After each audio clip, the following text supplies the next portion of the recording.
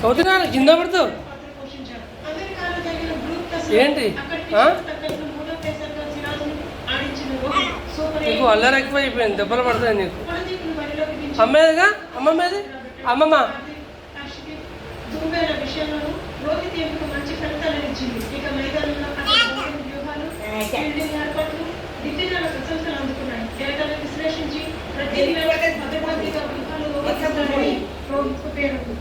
అది ప్రస్తుత ధోనిలో స్పష్టంగా కనిపించింది. మ్యాచ్ లో బౌలింగ్ మార్పులు, ఫీల్డింగ్ ఏర్పాట్ల గురించి వ్యాఖ్యాతలు ప్రశంసలు కురిపించారు.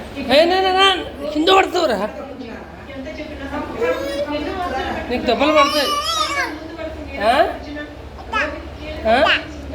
జట్టు విజయాలకు బలమైన పునాది వేశాడు.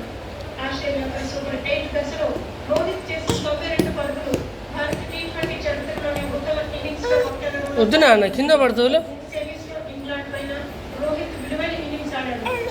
వద్దు వద్దు కింద పడుతావు నాన్న. ఆరంభంలో అవునా ఆడి ఆ ఊపులో బంతిని వద్దు నేను కింద పడతావురా. కానీ ఈ నువ్వెంత చిన్నపిల్లాడు, చిన్నపిల్లలు లేకుండా దెబ్బలు పడతాయి లేకపోతే.